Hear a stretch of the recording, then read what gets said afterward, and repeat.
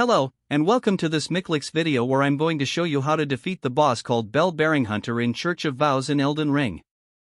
As you probably know, bosses in Elden Ring are divided into 3 tiers. From lowest to highest, field bosses, greater enemy bosses and finally demigods and legends. Bell-Bearing Hunter is in the lowest tier, field bosses, and is found in the Church of Vows in Eastern Liurnia of the Lakes. Like most lesser bosses in the game, this one is optional in the sense that you do not need to kill it in order to advance the main story.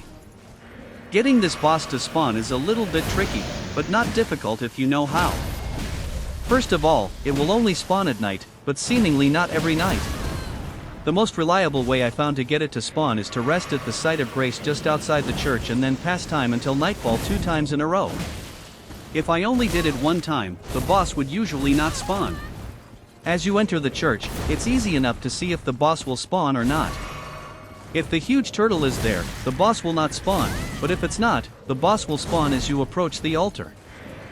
Fighting this boss is exactly the same as fighting the Bell-Bearing Hunter in the Warmaster's shack in Limgrave. You're able to get a few cheap shots in during its spawn animation where it is seemingly walking out of thin air, but be ready to feel the pain when he's done with that, as he hits immensely hard.